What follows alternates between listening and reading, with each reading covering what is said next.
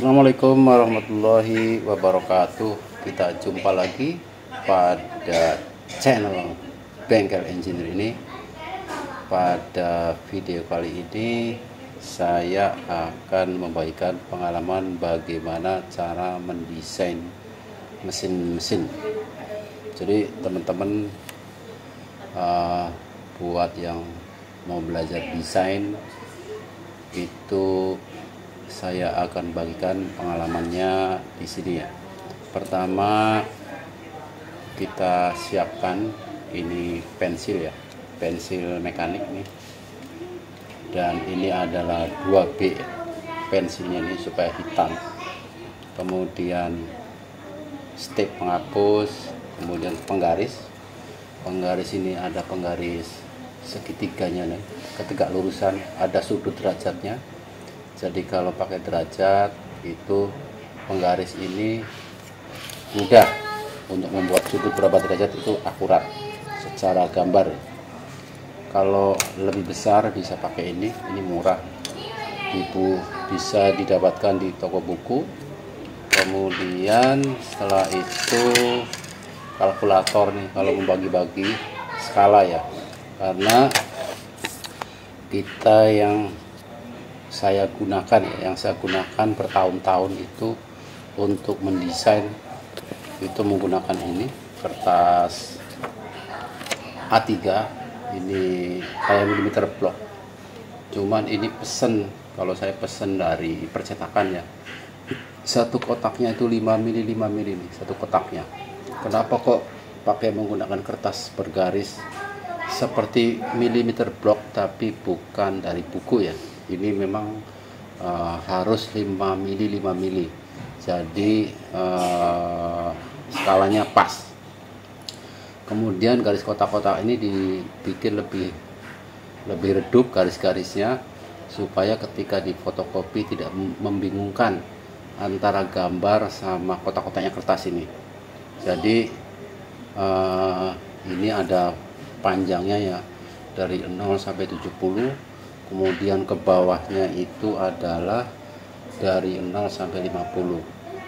Nah, kenapa kok dibikin kotak-kotak? Supaya mudah ketika menggaris itu bisa lurus ya, karena di atas dari kotak-kotak ini kalau vertikal juga lurus, karena bisa di bawah persis di atasnya kotak-kotak ini. Nah, contoh misalnya kalau kita ingin menggambar dengan panjang 1700 mm ya panjangnya ya. Jadi ini bisa 85 mili. Jadi bisa juga menggunakan kotak ini atau menggunakan penggaris ini di titik ya.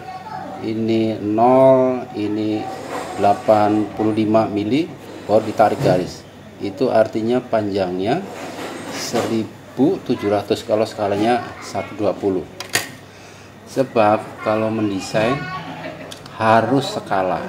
Jika tidak skala itu akan sulit membayangkan seberapa besar alat ini, seberapa proporsional alat ini, karena mendesain juga harus proporsional, ada apa ya, ini pantas dilihat itu. Walaupun secara kekuatan itu harus dihitung ya. Jadi tujuannya kenapa skala itu adalah supaya kita bisa membayangkan proporsional pantas enggaknya alat itu, walaupun secara kekuatan harus dihitung itu. Nah, perlu teman-teman ketahui, kertas ini bisa dipesan di percetakan atau juga bisa gambar sendiri kemudian di print ya. Kadang-kadang saya juga kalau di kantor itu di print, minta tolong tukang CAD-nya ya, coba bikinin ini kemudian di print. Jadi kalau sekarang bisa printer berwarna, jadi ininya garis-garis biru tipis, yang ininya garis hitam. Dan cara ini itu adalah dilakukan oleh insinyur Jepang sebelum gambar ini dipindahkan ke gambar AutoCAD, gambar komputer ya. Jadi gambarnya itu pakai kertas milimeter blok ini yang skala itu. Nah, nanti saya akan tunjukkan ya hasilnya. Dan jika kita menggambar dengan kertas milimeter block ini, kemudian itu skala, jadi ketahuan ini mentok, ini kurang panjang, ini terlalu lebar, itu akan ketahuan ketika gambar kita itu skala. Yang kedua, jika kita itu tidak ada waktu untuk menggambar cap, maka gambar tangan ini itu bisa digunakan untuk manufacturing.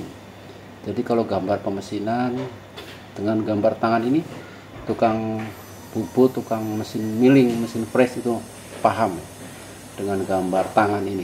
Jadi nanti akan saya tunjukkan ya, ada gambar tangan, ada gambar cat gitu. Yang kedua, itu sebelum menggambar kita siapkan katalog-katalog ya. Kalau kita mau menggambar mesin-mesin itu atau driving unit ya, kita harus menyiapkan katalog-katalog ini. Di dalam katalog-katalog ini ada dimensinya ya. Jadi dimensinya itu berapa, panjangnya berapa, tingginya berapa, lebar berapa, itu ada semua di katalog-katalog ini. Nah, ini katalog-katalog belt ya. Ini katalog-katalog puli, katalog kopling. Ini katalog motor, jadi dinamo motor itu segede apa, panjangnya, diameternya berapa, itu harus 1:1 digambar di kertas ini, kertas milimeter block ini ya. Kemudian ini ada gambar gearbox ya, katalog dari gearbox. Kemudian juga ini katalog bearing ya, NTN. Kemudian katalog plumber block, jadi ada semua katalog-katalognya. Ini penting untuk melihat dimensi yang akan digambarkan di kertas ini, dan digambarnya adalah skala. Selanjutnya, kalau kita sudah mengumpulkan katalog-katalog ini, hasil perhitungan itu dicoret-coret di kertas tanpa skala ini ya. Jadi coret itu hasil perhitungan itu dimasukkan ke dalam sketch. Ini tanpa skala, jadi nggak ketahuan secara proporsi itu panjang, lebar, tinggi, itu tidak kelihatan. Nah, dari sini ini kan ada dimensi dimasukkan ke sini gitu. Nah, akan saya tunjukkan buat teman-teman ya, bagaimana mesin-mesin di bengkel engine dibuat. Itu pertama itu adalah didesain dulu, didesain dengan kertas ini. Nah, kertas dan desainnya itu adalah skala. Sudah pernah saya jelaskan sebelumnya kenapa kita langkah pertama sebelum membuat mesin itu didesain dulu, karena dengan desain itu, dengan gambar itu ya, jadi kita sudah keluar gambar, kita bisa memperkirakan biayanya berapa, bisa dihitung, kemudian waktunya berapa lama, dan dengan dokumentasi gambar itu kita bisa waktunya itu, kalau waktu senggang kita kerjakan, waktu berikutnya kerjakan, itu bisa dilihat, dimonitor, dikontrol, digambar ya. Jadi itu, jika kita tidak melakukan desain dulu, bisa-bisa kita salah beli barang, karena desain juga harus didahului dengan menghitung. Kalau teman-teman yang belum tahu, silakan lihat di video tentang bagaimana menentukan komponen-komponen mesin ya, bagaimana memilihnya, komponen-komponen mesin itu, kemudian bagaimana cara menghitungnya. Nah, jadi buat teman-teman silakan lihat di kuliah singkat ya, itu ada per seri-seri, itu kalau nggak salah itu kurang lebih 9-10 seri ya, tentang kuliah singkat menentukan komponen-komponen mesin itu. Nah, saya tunjukkan buat teman-teman ya, ini gambar tangan ya, ketika saya membuat mesin-mesin. Ini gambar ini begitu dikasih ke tukang bubut ya, bengkel bubut, dia paham bagaimana cara membuat sak ini. Jadi diameternya berapa, panjang berapa, segala macam ada semua gitu. Nah, cuman ini adalah gambar tangan, tetapi gambar tangan ini bisa di manufacturing, bisa dibuat di bengkel mesin. Dan alasan lainnya adalah ketika kita menggunakan tukang las, tenaga bengkel, orang bengkel diterangin bikinnya begini-begini, gambarnya ini, supaya mereka tidak salah bikin. Jadi ada gambarnya. Kemudian jadi banyak sekali gambarnya ini yang sudah saya gambar, karena memang saya selalu membuat alat itu didahului dengan mendesain dulu, menggambar dulu. Nah, saya tunjukkan lagi, ini gambar banner biomasa ya. Itu juga didahului dengan mendesain. Ini gambar tangan pakai kertas ini, kertas A3 mm blok ya, yang saya pesan dari percetakan. Nah, ini adalah rotary feedernya, gambar rotary feeder. Ini gambar transmisinya, driving unitnya ya, pakai puli berapa, yang kecilnya puli berapa, motornya berapa, tingginya berapa, itu digambar dulu. Nah, sampai-sampai saya sebenarnya juga, walaupun belum ada waktu ya, membuat hammer crusher untuk batu bara waktu itu ya. Ada rencana untuk bahan bakarnya itu batu bara, tapi belum sempat dibuat ini karena waktunya belum ada ya. Jadi saya sudah mendesain hammer crusher atau impact crusher ya. Itu sudah desain. Ini shaftnya, ini pemukulnya ya, ini dimensinya segede ini, jadi ketahuan. Mungkin teman-teman bertanya, kok gambar pakai tangan, pakai meter block ya, kenapa nggak digambar pakai AutoCAD? Nah, ini saya tunjukkan, ini gambar-gambar CAD ya, tapi gambar-gambar CAD kan ini untuk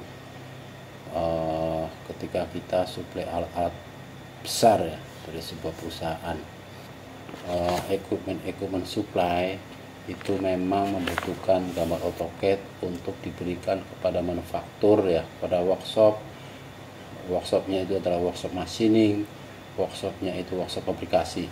Ini contoh gambar shaft seperti ini. Nah, ini diameternya ada, toleransinya juga ada. Jadi ini adalah contoh dari gambar-gambar CAD, dan ini banyak sekali ya, satu alat itu gambarnya banyak sekali.